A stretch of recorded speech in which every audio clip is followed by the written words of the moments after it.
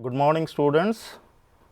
Today we will discuss about the first chapter in your syllabus, that is democracy. So, in that context we will have a detailed discussion on the meaning of democracy, the basic features of democracy, and thirdly the types of democracy, and fourth and most importantly the different challenges that is confronted by democracy in India. So, let us have a discussion regarding the meaning of democracy. So, first of all, why we are discussing democracy? It is because democracy is considered not only as a political system, but also it has become a way of life for millions of people in the world. So, in modern times democracy has become so popular that each and every country claim themselves as a democratic country, and if you closely look at the democratic map of the world, it is increasing year after year. So, before the colonization or imperialism, you could find only few countries were democratic, but after the process of decolonization, after the end of the Second World War, there has been phenomenal increase of democratic countries in the world, and after the end of the Cold War, that is in 1991 afterwards, again democratic countries, their number increased phenomenally. And in this context I would like to refer to one American scholar. His name was Francis Fukuyama. In his classic book that is The End of History, which was published in the year 1992, Francis Fukuyama correctly referred this growing popularity of democracy as end of history.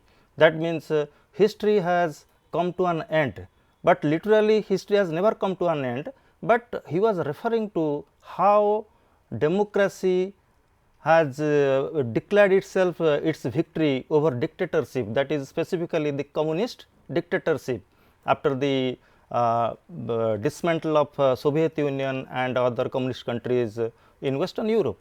So, today you can easily find out there are more than 150 countries in the world which can be called as democratic.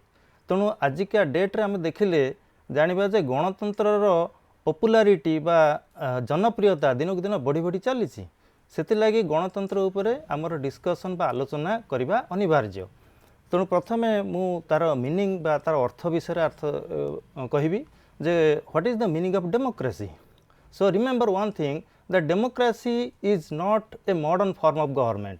You can trace the roots of democracy in ancient Greece, and because the word democracy itself has been derived from two Greek words. One is demos and the other is kratos. So, demos means people and kratos means rule or government or power, or even you can say capacity. So, if you join these two words together, you will get the meaning of democracy, that is democracy is the government or rule by the people. So, in this context also there has been a popular definition of democracy given by the former American President Abraham Lincoln in his 1865 address in United States. Abraham Lincoln popularly called democracy as a government of the people, by the people and for the people. Of course, it was not his original idea, it was given 500 years back by one Greek philosopher Cleon, but the idea of popularizing this definition definitely goes to Abraham Lincoln. ତେଣୁ Abraham ଲିଙ୍କନଙ୍କ ଭାଷାରେ ଗଣତନ୍ତ୍ର ହେଉଛି ଏଭଳି ଏକ ସରକାର ଯାହାକି ଲୋକଙ୍କର ଲୋକଙ୍କ ଦ୍ୱାରା ଓ ଲୋକଙ୍କ ପାଇଁ ଉଦ୍ଦିଷ୍ଟ। ତେଣୁ ଏଥିରେ ସବୁ ମୂଳରେ ରହିଲେ ଜନସାଧାରଣ। ତେଣୁ ଜନସାଧାରଣଙ୍କର ସରକାରକୁ ଆମେ ଗଣତାନ୍ତ୍ରିକ ସରକାର ବୋଲି ଏଠି କହିବା। ସେହି କଣ୍ଟେକ୍ସଟରେ ଆଉ ଦୁଇଟା ଡେଫିନେସନ୍ ମୁଁ କହିବି ଯେ another definition was given by Lord Bryce, the British statesman. He says that democracy is a form of government in which the ruling power of a state is legally vested not in any particular class but in the members of the community as a whole. So, here Lord Bryce is referring that in democracy no particular class has the right to rule, rather it is the community as a whole which has the right to rule. तेणु एठी जनसमूहंकर अधिकार अछि शासन करियाकू, कोनोसे व्यक्ति विशेष एठी शासन करिवे नाही. सेमती आउ जने another scholar, his name is John Seeley. He has given also a popular definition of democracy. He says that democracy is that form of government in which everyone has a share. तेणु गणतंत्र होची एभली एक सरकार जेउठी समस्तंकर अंश निहित थाए. यह होची सीलिंगर डेफिनेशन बा संज्ञा. तेणु एथरे से कहउचंती जे each and every citizen has got their share in democracy. So, may be in voting, or may be in contesting elections, or may be in criticizing the government, or may be in taking interest in political affairs. So, each and every citizen shows interest in politics. That is the definition given by John Seeley. So, if you combine all these definitions, you will find the crux of the meaning of democracy. That is, you can say, more simply put, you can say democracy is a form of government in which the rulers are chosen by the people and accountable to them. The people enjoy basic freedoms including the freedom of expression, organization and freedom to criticize the government. So, this is one of the simplest way of putting democracy in its right place. तेणु गणतंत्र सबुठ simple बा सरल जदि किसी संज्ञा करा जाई पारे ता होची गणतंत्र होची एभळे एक राजनीतिक व्यवस्था, एभळे एक सरकार व्यवस्था जोठी की जो शासक गण अच्छा से माने लोकों द्वारा चयन करा जाई थांती. तेणु मन इच्छा किए शासन करें ना. आउ से खाली सेतिक नुहे, रूलर बा जे शासक जी कि लोकों द्वारा चयन करा जाइथिबो से माने लोकों प्रति उत्तरदायी अटंती. से माने मन इच्छा कौनसी पदक्षेप नहीं पारिबे नाही. तापरे आ गोटे बड़ जिनस होची गणतंत्र कौन ना लोक मानकर एठी मौलिक अधिकार और स्वाधीनता रहिबो, जहाँकि मुख्यतः है एक्सप्रेशन बा मत व्यक्त करिवार अधिकार, संघ गठन करिवार अधिकार, आउ सरकार को समालोचना करिवार अधिकार. आउ कोनोसी राष्ट्र रे आमे एई भली व्यवस्था देखिया को पाइबा नाही, केवल गणतंत्र ही देखिया को पाइबा. सेतिलागी गणतंत्रर पॉपुलैरिटी बा जनप्रियता दिन को दिन बढ़ी बढ़ी चलीछि. So this is all about the meaning of democracy. But the real meaning of democracy will be more clear if you go through the characteristics or features of democracy. तेणु आम गणतंत्र उपर आउ टिके गभीर धारणा आनिया हेले आमको गणतंत्र जो वैशिष्ट्य अच्छी सेगुड़िक उपर टिके आलोकपात करिया को पड़िबो. तेणु गणतंत्र मुख्य वैशिष्ट्य गुड़े कौन, what are the basic features of democracy. So democracy has got a number of basic features, or you can say that if democracy is a building, then the building rests on certain pillars. So, what are the pillars of democracy?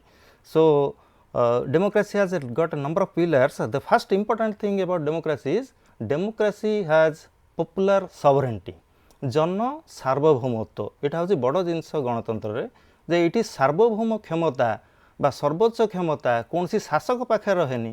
ये सार्वभौम क्षमता सब बड़े जनता हाथ में थाए. So, here the rulers are not supreme, the people are supreme. The people can change the rulers, the people can bend the rulers, the people can also displace the rulers. Second important feature of democracy is political equality, राजनैतिक समानता.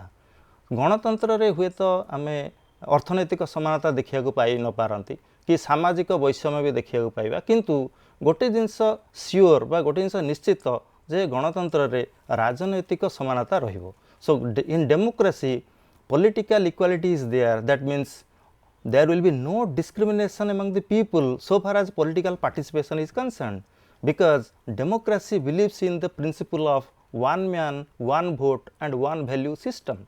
So, one man, one vote, one value system is the basic norm of democracy. That means whether he is a rich or the poor, whether he belongs to a high caste or a low caste, whether he is an illiterate or a highly educated person, his value of vote is one. So, this is the basic another basic feature of democracy, that it believes in political equality. So, the third important feature of democracy is rule of law आईन शासन गणतंत्र रे सबले आईन शासन रहे so nobody is above the law so what rule of law says rule of law says that nobody is above the law everybody whether he is a powerful one whether he is a rich one or whether he has got a lot of qualification or whether he is born to a higher caste all are under the jurisdiction of the law. So this is about the rule of law. So law reigns, that means the law always rules, nobody is above the law. That is the another fourth feature of democracy. So third feature, sorry. So let us come to the fourth feature of democracy, that is majority rule. So in democracy the majority opinion is always respected, because unless and until the majority agrees no decision can be taken, because democracy is all about taking common decisions and common decisions can only be arrived if majority people agree. तेणु संख्या गरिष्ठ शासन एटा होची गणतंत्र आउ गोटे वैशिष्ट्य. Now come to the fifth feature of democracy, that is democracy believes in tolerance, सहनशीलता. ये गणतंत्र रे खाली मेजोरिटी बा संख्यागरिष्ठ मत को प्राधान्य देले चलिबनी, ये संख्यालघु मतर मध्य सेमती तार इम्पोर्टेंस बा गुरुत्व रही.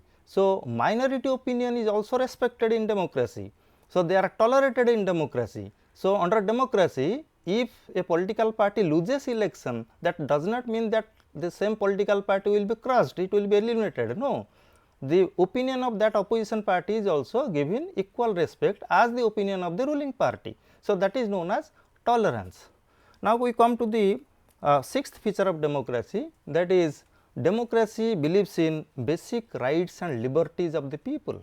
So this is another very important feature, because no other country in the world gives certain basic rights to the people except democracy.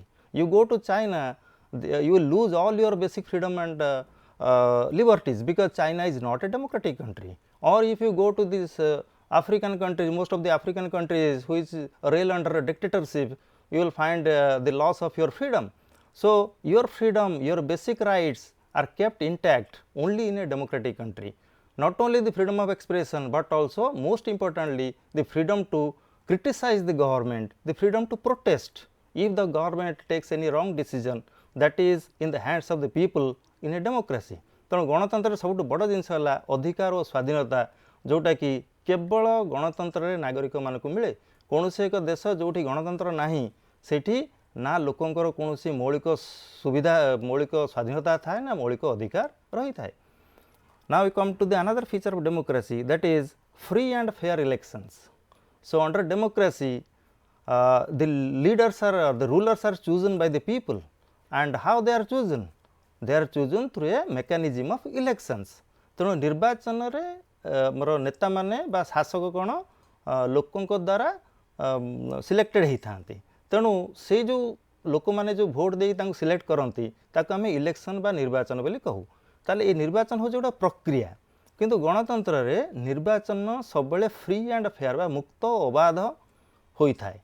So here free and fair elections means the voice of the people is respected through ballot, whether it can be open ballot or it can be secret ballot, but the ballot is more important and ballot is also powerful than the bullet. So here the people's opinion is respected, and in democracy under free and fair elections there is possibility that the ruling party may lose. So if the ruling party loses election, that is the guarantee that elections are held free and fair. So that is another feature. So we come to the another feature of democracy, that is responsible government, responsible दायित्ववान सरकार. So democratic government is always a responsible government, it is accountable to the people, because once it comes to power it has to give a detailed list of its performance to the voters. Otherwise in the next election the voters will reject the political party and that leader. So the government has to be responsible, otherwise the people will throw the government out of power. तेणु गणतंत्र रे सबले शासक गोष्ठी लोकों प्रति उत्तरदायी रहिबे, नहेले लोके तांकु शासन रु विताड़ित करिदेबे. Last important feature of democracy is that in democracy the change of government is always done by constitutional means. सांविधानिक उपाय गणतंत्र रे सबले क्षमता परिवर्तन होता है। आज पार्टी एक्स पावर रे अच्छी काली हुए तो नेक्स्ट इलेक्शन रे पार्टी वाई पावर को आसीपे किंतु ये जो चेंज ऑफ गवर्नमेंट बा सरकार परिवर्तन आम देखुचे यहाँ शांतिपूर्ण आउ सांविधानिक उपाय होता है। कहीं ना गणतंत्र हूँ एभली एक सरकार एभली एक व्यवस्था जोठी बिना रक्तपात शासक गोष्ठी आ गोटे शासक गोष्ठी को क्षमता हस्तांतर करि थाए। So today the BJP is in power, tomorrow who knows another party may be Congress, it will occupy the seat of power. So this change of government will continue, but that change of government will occur without even a single bloodshed. So that is the basic theme of democracy, that change of government takes place, but that change of government is peaceful and constitutional. So these are the basic things that you must know regarding the meaning and characteristics or features of democracy, so that you can make a clear distinction between what is a democratic country and what is an authoritarian or non-democratic country. So now we will move to another basic thing, that is the types or kinds of democracy. So democracy can be broadly divided into, so you can find different types of democracy throughout the world, but basically we can have two types of democracy. One is direct democracy, the another one is indirect democracy. गोटे है प्रत्यक्ष गणतंत्र आ गोटे हूँ परोक्ष गणतंत्र। प्रत्यक्ष गणतंत्र को pure, the direct democracy is also known as pure democracy, and indirect democracy is also otherwise known as representative democracy बा प्रतिनिधिमूलक गणतंत्र बोली कहा जाए. So here if you go back to the roots of democracy, you will find that in Greece there was a democracy, but that was a direct form of democracy. But today this direct form of democracy has become obsolete, and you can hardly find any country pursuing this direct form of democracy except Switzerland. And in Switzerland the people they follow this direct democracy, under which the voters or the people directly rule over themselves. So without any representative they can rule over themselves, that is known as direct democracy. So in Switzerland, let us discuss about the direct democracy. In Switzerland earlier they had a system which was known as Landsgemeinde. Landsgemeinde, which is a typical Swiss word. In English the meaning of Landsgemeinde is open sky assembly बा मुक्ताकाश सभा. तेणु आगुरु Switzerland रे 13th century रे से माने मुक्ताकाश सभा रे से माने ओपन बैलेट रे बा खोलाखोली समर्थन रे से माने आइदर किछि रूलर को सपोर्ट करथले किबा खोलाखोली से माने तांको विरोध भी करूथले, तांको मुक्ताकाश सभा बोली कहा जाए. आउ परे परे 13th सेंचुरी परे से माने धीरे धीरे तांकर मेकानिज्म बा डायरेक्ट डेमोक्रेसी रो विभिन्न उपादान गुड़िक गढ़िया को लागिले. So today you will find in Switzerland they have got 4 important devices or mechanisms of direct democracy. So what are the 4 important mechanisms? The first one is referendum. Referendum है गण vote. Second is initiative. Initiative होची गण उद्योग. Third is recall. Recall है प्रत्याहार. And fourth is plebiscite. Plebiscite है लोकमत. So let us discuss them one by one. So referendum means it is a system under which if the law is passed by the Swiss assembly, that law never comes into effect immediately. Rather it is sent to the people, it is referred to the people for their ratification. So the final verdict on the application of the law rests in the hands of the people. That is known as referendum. And referendum has got 2 types. One is compulsory, the second is optional. So compulsory referendum is followed in case of constitutional amendments, whereas optional referendum is followed in case of ordinary legislation. तेणु गण vote हूँ एभली एक व्यवस्था जोठी कि थरे आईन पास हो गले सेटा लोकों पाखु पठा जाए जे लोक से कौन मत दौरान. लोक जदि मेजोरिटी लोक ताकू हाँ बोली कहले ताले से आईनटा कार्यकारी हम, जदि मेजोरिटी लोक ताकू ना बोली कहले ताले से आईनटा कार्यकारी हम नाही. सेटा हूँ रेफरेंडम. तापर आसूची इनिशिएटिव. इनिशिएटिव रो अर्थ है गण उद्योग. गण उद्योग माने कौन ना, here the people can initiate, that means the people can take their own effort in drafting the law and they can send the law for the approval of the Swiss assembly. So, in India, suppose take the example of India, if you want to have any law, can you make that, or you can depend upon the parliament to draft that law? So, definitely we cannot make any law on our own, we have to depend on parliament to make that law. But in Switzerland the things are different. In Switzerland there is a system of initiative in which if the people feel the importance of making a law, they can easily draft a law and send it for the approval of the assembly. So, that is known as initiative. तेणु गणोद्योग हूँ एभली एक व्यवस्था जोठी कि लोक मैंने जब उपलब्धि कले से एक आईन आवश्यकता रही ताले से आईन एक चिठा प्रस्तुत करेंगे आउ सेटा को आसेम्बली को पठेबे तार अनुमोदन पाई ताकू गणोद्योग बोली कहुए. थर्ड हूँ रिकल. रिकल है प्रत्याहार. जदि कौन एक रिप्रेजेंटेटिव लोकंर कौन एक प्रतिनिधि निज काम ठीक भाव में सुचारू रूपे करिपारुना ताहले ताकू से स्थान रे रहिबार आवश्यकता नाही. तेणु ताकू प्रत्याहार करी आनिबार व्यवस्था इंग्लिश रे आमे कहूचे recall. So recall is a mechanism to withdraw those representatives who fail to perform their duties either or who are proved to be corrupt or inefficient, who cannot deliver goods to the people. So, those representatives are of no use. So, they should come back and in that place another representative can be sent. So, that is recall.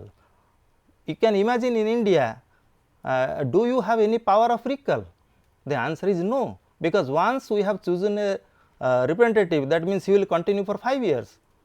But within that 5 years, if that representative proves to be inefficient or corrupt, or if he fails to deliver goods or keep his promises, do you have any control over him, or you have to wait for him for 5 years to teach him a lesson? Definitely you have to wait for 5 years, but this is not the case in Switzerland. In Switzerland, they can easily recall that representative who is a damn failure. So, this is another mechanism. And lastly, there is a plebiscite. Plebiscite जाको हम कहली जे लोकमत. So, plebiscite is similar to referendum, but under plebiscite, if the government faces any difficult question, it can put the question before the public to know the opinion of the public, whether the people support it or the people oppose it. If the maximum people support it, then the plebiscite is accepted. If the maximum people reject it, then the proposal is rejected. So, plebiscite is often used, and plebiscite is only advisory in nature, it is never going to be compulsory. So, these are the 4 important mechanisms, or you can say methods or devices of direct democracy. तेणु प्रत्यक्ष गणतंत्र ये 4टी है मुख्य उपादान. तापर आम आसुचे indirect democracy बा रिप्रेजेंटेटिव डेमोक्रेसी, जोटा कि बहुत देश में प्रचलित, भारत में प्रचलित, अमेरिका, ब्रिटेन हो, फ्रांस हो, जर्मनी, बहुत देश अच्छी जोटा गणतांत्रिक देश. स्विट्जरलैंड को छाड़देले सबू देश में देखुचे इनडायरेक्ट बा प्रतिनिधिमूलक गणतंत्र प्रचलित. So under indirect democracy the people elect the representative and that representative rules the country on behalf of the people. That means the government is not formed by the people, rather the government is formed by the representatives of the people. And this has become mandatory because of large size of population, and because of complications and other difficulties in managing the affairs of direct democracy.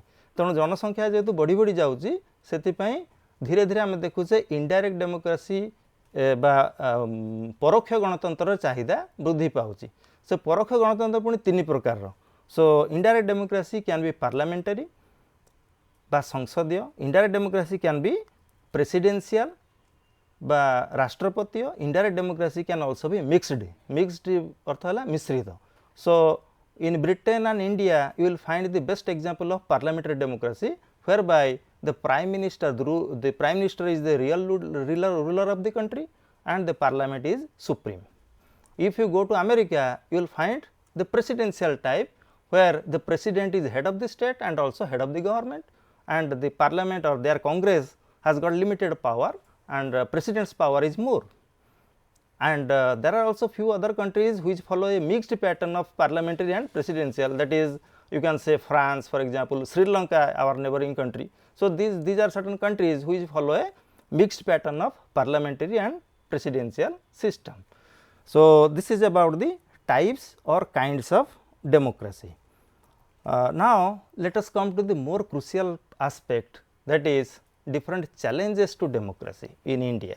So, let me tell you that we have experimented with democracy since independence.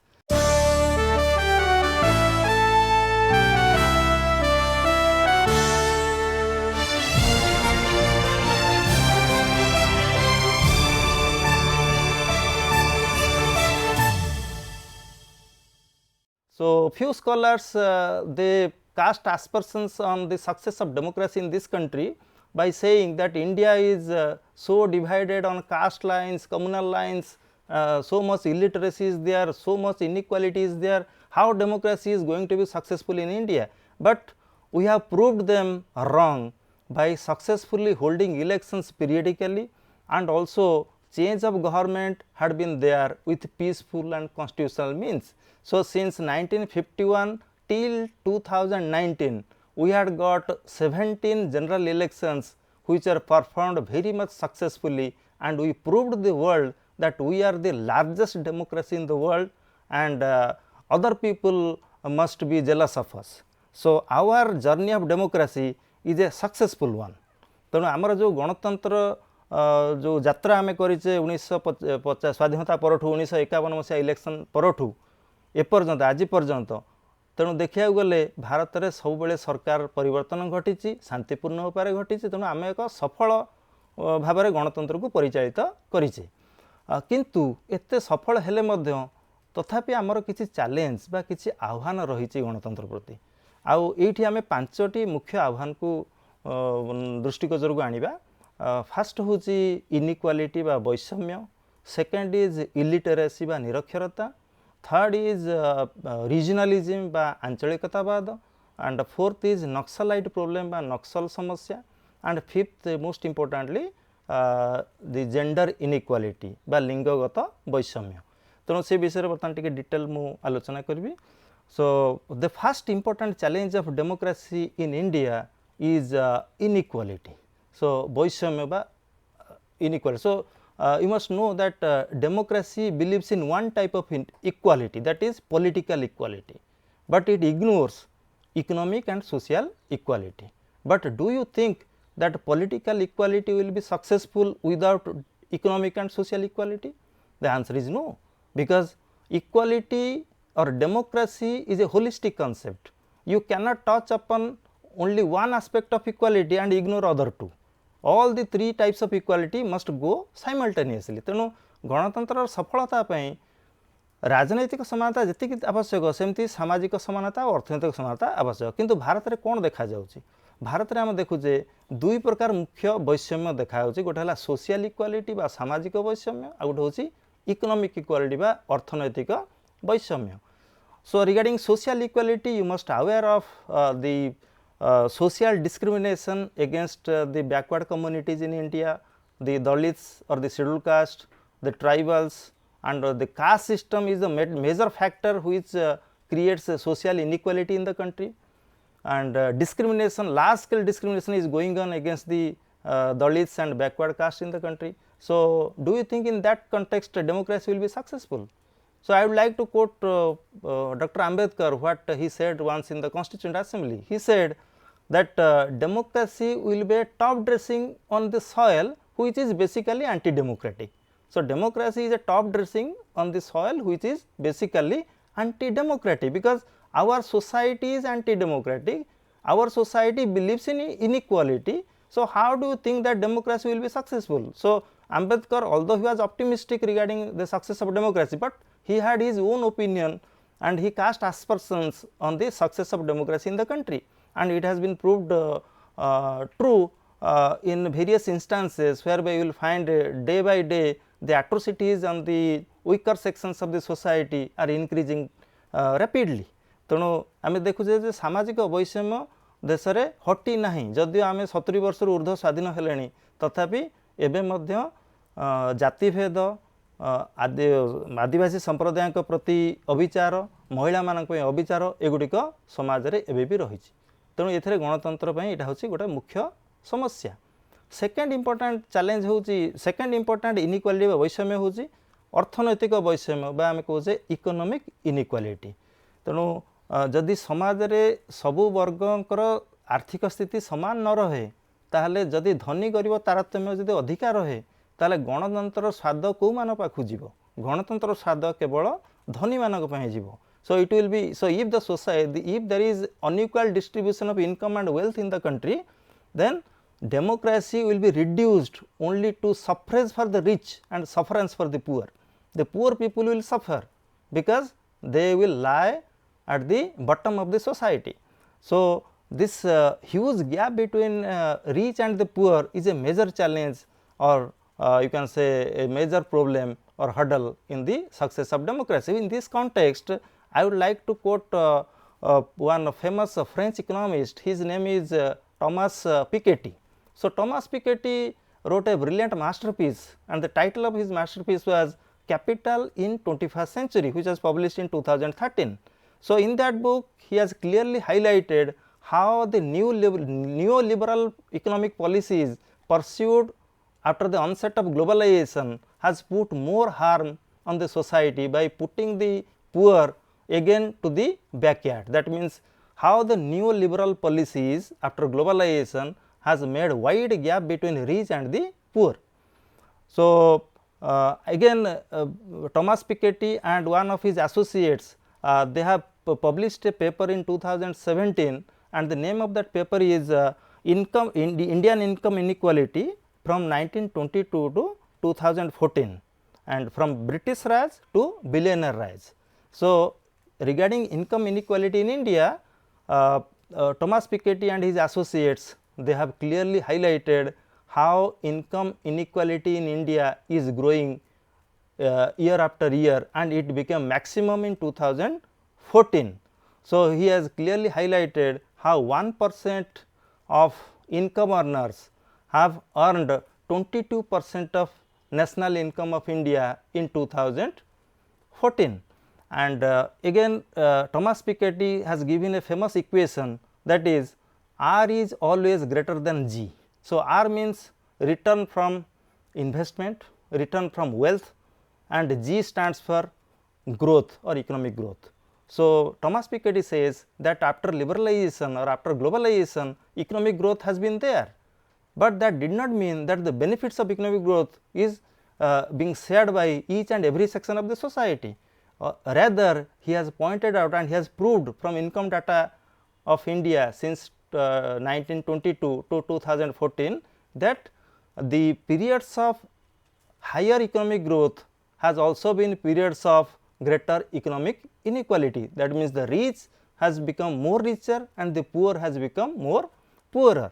So that is the challenge before democracy in the country. So the richest 1%, so what is the latest data says? The latest data says that the richest 1% of Indians own 58.4% of wealth. The richest 10% of Indians own 80.7% of the wealth. So is it not alarming? Is it not creating a huge gap between the rich and the poor?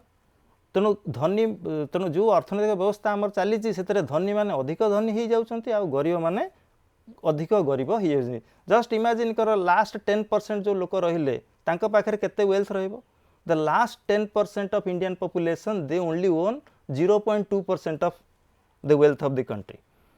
So this is a major challenge to our economic system, that the country is growing, people are getting rich, the growth rate is there, but the benefits of growth is not percolating equally to every section of the society. So it has been estimated by one Oxfam report published in 2020 that the total wealth of 63 Indian billionaires is higher than the total union budget of India in 2018-19. भारतर 63 जन जो कोटिपति तांकर जेतिकी संपत्ति रही 2018-19 budget रे केंद्र सरकार budget रे भी ताठू कम संपत्ति दर्शा जाइछि. तेणु भारत रे केमती सरकार को पाखरे कम धन रहुछि आउ व्यक्ति विशेष पर्टिकुलर धनी मानक धन केमती दिन को दिन बढ़ी बढ़ी जाउछि, जहाँकि गणतंत्र प्रति एक मुख्य आह्वान. Now come to another basic challenge, that is illiteracy. So illiteracy बा निरक्षरता यहाँ हूँ गणतंत्र मुख्य चैलेंज कहीं ना गणतंत्र कहले खाली लोक आसिक भोट देदेले सेटा गणतंत्र नुह. So democracy never begins and ends with people casting their votes. The people must actively take part in decision making. The people must actively criticize the government if the government takes any wrong policies. So it requires a minimum level of knowledge. So how the people get knowledge? Unless and until they become educated. So illiteracy therefore is a great challenge to democracy, because in this context I would like to quote one 18th century British philosopher. His name was John Stuart Mill. He said once, his opinion was that universal education must precede universal adult franchise. That means before giving right to vote to everybody, you must ensure that everybody is literate, that means everybody is educated.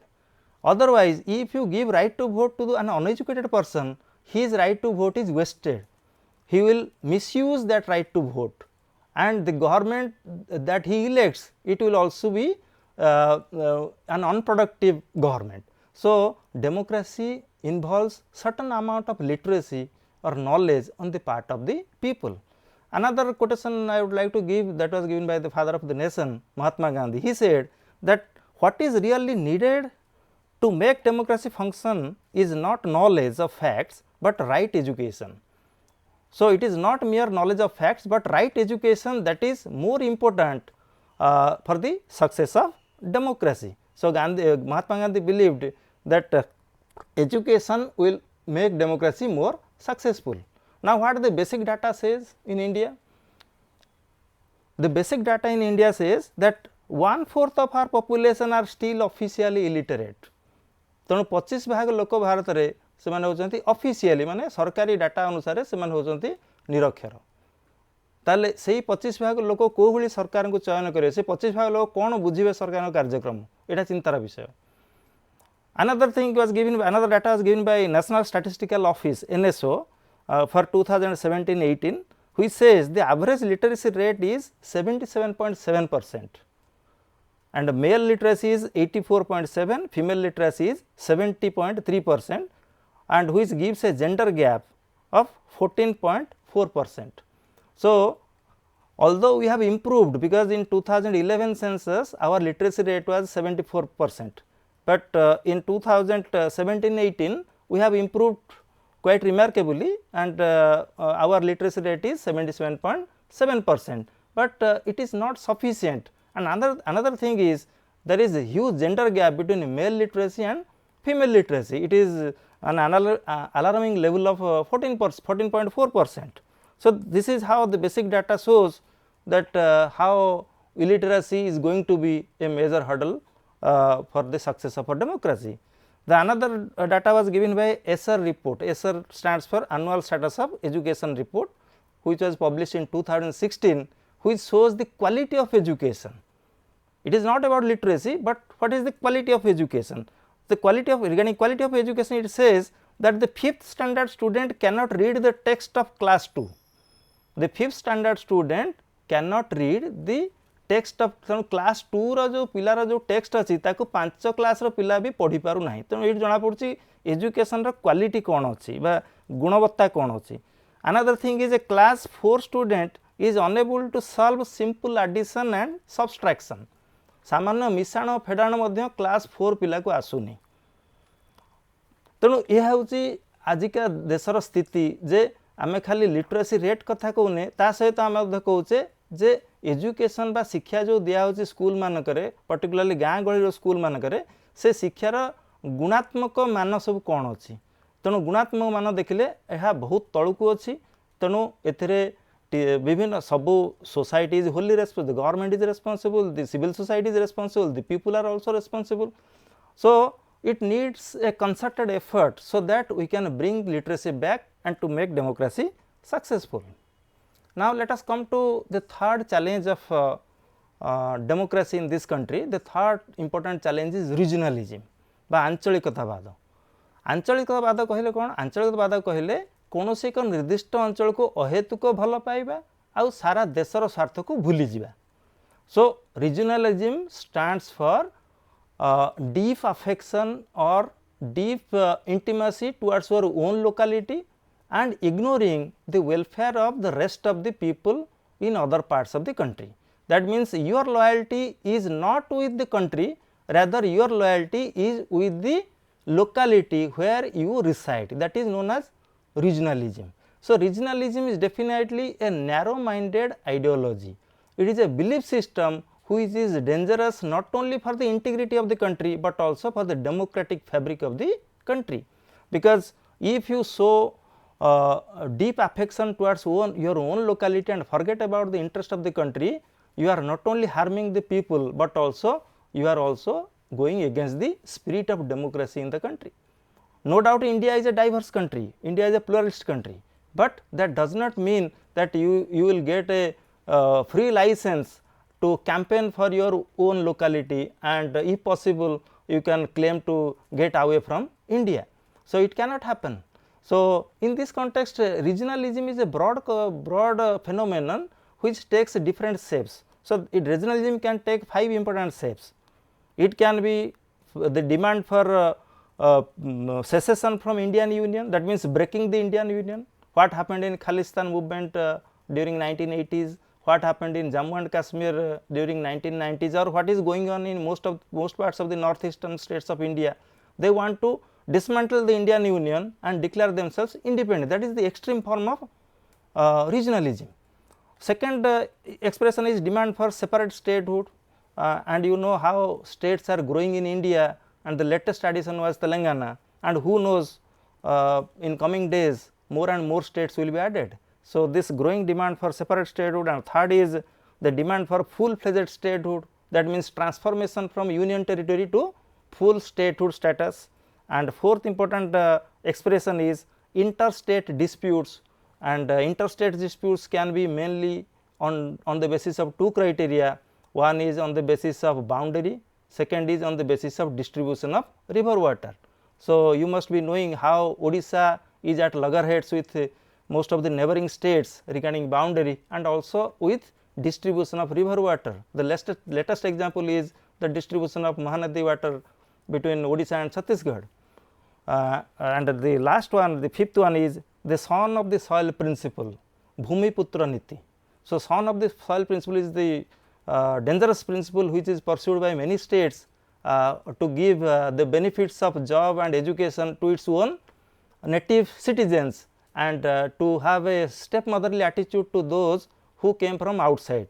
तेणु कौन एक राज्य जदि एभली एक व्यवस्था follow करे जो थरे कि निज राज्यर लोकन को सब सुविधा दिया जाओ, बाहर राज्यर जे आस्थिबो तांको घोड़ी दिया जाओ, ताको हम कहचे भूमिपुत्र नीति, जोटा कि महाराष्ट्र रे शिवसेना बहुत आगुर करूथला, एबे भी करूची, आउ नॉर्थ ईस्टर्न स्टेट रे बा उत्तर पूर्वांचल मध्ये हमें ए सब देखिया को पाउचे. तेणु एगुडी हला expressions of regionalism, say how regionalism is expressed. Then what are the causes? Why regionalism grows? There are different causes, and the most important is lack of balanced socio-economic development, whether it is education or healthcare facility, or whether it is income or employment or abolition of poverty. So, you will find wide difference among the states. While Kerala and southern states are more advanced in social indicators, the North Indian states they are lagging behind. The western part of India is economically more advanced compared to the eastern part. So, this creates an imbalanced situation which paves the way for the growth of regionalism. The second is awareness of the people on being neglected. तेणु लोक मैंने जदि aware हो जावा, लोक मैंने जागृत हेले जे तांकू केंद्र सरकार अवहेला करुची, ताहले मध्य से माने आंचलिकवाद प्रति मन बढ़ेबे. So, if the people, so suppose why there is regionalism in eastern part of the country, why northeastern states they show more regionalism, because they feel that they are being neglected by the central government. The third important cause is personal and selfish ends of politicians. So, most of the politicians they become selfish and they spill the venom of regionalism in order to win elections. तेणु निर्वाचन जितिया बहुत राजनीतिक नेता माने से माने आंचलिकतावाद विषय लोकों को बुझाती बा आंचलिक दल सृष्टि करती, जहाद्वारा कि देशर गणतंत्र प्रति आघात पहुँचाई थाए. and lastly the creation of states on the basis of language. ତେଣୁ ଭାଷା ଭିତ୍ତିକ ରାଜ୍ୟ ଗଠନ ଏଇଟା ମଧ୍ୟ ଆମର ଆଞ୍ଚଳିକବାଦକୁ ପ୍ରୋତ୍ସାହିତ କରୁଛି, କାରଣ ଭାଷା ଭିତ୍ତିକ ରାଜ୍ୟ ଗଠନ 1956 ମସିହାରୁ ଭାରତରେ ଷ୍ଟାର୍ଟ ହେଲାଣି. After the States Reorganization Commission, we have adopted this creation of states on the basis of language. So if you go on creating states on the basis of language, how many states will be there? Because we have got only 22 official languages in India, but many people do not know that in India we have more than 1000 languages. So if you go on creating states like this, there will be more than 1000 states in India. So can you manage with those states? So this creation of states on the basis of language, that is also a dangerous principle which was followed by the then Prime Minister and later on by many succeeding Prime Ministers, but it actually germinated this regional aspirations among the people. So this is how regionalism is also another threat to our democratic system. Now let us come to the fourth important challenge of democracy, that is the Naxalite problem. So Naxalite problem basically sometimes it is known as Naxalite, sometimes it is Maoist, sometimes it is known as left wing extremist, but the crux of the matter is same. So what is Naxalism? So Naxalism is a variant of left wing extremism challenging the state and its collective apparatus. So एटा हूँ एक वामपंथी चरमवादी एक व्यवस्था जोटा कि राष्ट्र विभिन्न उपादान को खोलाखोली आह्वान करे आउ यह हिंसार ही विश्वास करे. So it has been a gravest internal security threat to the country. So naxalism has become a severe internal threat. तेणु देशर आभ्यंतरीण सुरक्षा पाए यह एक प्रमुख आह्वान. यह भारतर पूर्वतन प्रधानमंत्री डॉक्टर मनमोहन सिंह कहते. ताले जो नक्सलवाद यह कौठू ये आदर्श कौठू आसिला? ये आदर्श तत्कालीन आमर चीन रो जे थिले चेयरमैन कम्युनिस्ट पार्टी रो माओ जेडंग से ही कही जे power flows from the barrel of a gun. Again Mao Zedong was popular in saying that guerrilla warfare is the strategy by which we can change the government. So in India this Naxalite movement it has spread to different parts of the country, particularly West Bengal, then Odisha, Chhattisgarh, to certain extent Andhra Pradesh and your Maharashtra. They are reeled under Naxal menace. Now how the Naxalism, the idea grew? The idea originated from Naxalbari in a village in West Bengal in 1967, and the founders of the Naxal movement were Charu Majumdar and Kanu Sanyal. So later on these Naxalites they spread and to different parts of the country and formed their own associations, but in 2004 they formed a new association known as CPI Maoist, Communist Party of India Maoist, and different Naxal leaders you must be knowing who come in daily news. Ganapati in Andhra Pradesh and Sabyasachi Panda in Odisha, they spearheaded the movement to certain extent. So as many as 9 states in India they reel under Naxal menace, and again you will find there is also the concept of urban Naxal. So today in 2016 onwards we find this सहरी नक्सल यही कथाटा बर्तमान पदा को आसी जहाद्वारा कि विभिन्न शिक्षानुष्ठान जो मैंने पाठ पढ़ाऊँच शिक्षक हूँ छात्र हूँ the writers even the journalist they are now supporting these Naxal activities, and they are popularly now called as urban Naxals, and they are also another threat to our democracy because Naxalism always believes in violence. And different causes are there: land alienation from the poor, poverty and unemployment, development induced conflict. These are responsible for the growth of Naxalism. And lastly, the last challenge of our democratic system is gender inequality. So there is a gender gap, you must be knowing that regarding literacy rate between male literacy and female literacy, and male literacy stands for 84.7%, whereas female literacy is only 70.3%. This shows how we are neglecting the education for girl child. Although the government is announcing a lot of programs, Beti Bachao, Beti Padhao, and few other programs, past programs were also there, but our record on female literacy is also alarming, because the gender gap is over 14%, 14.4% to be specific.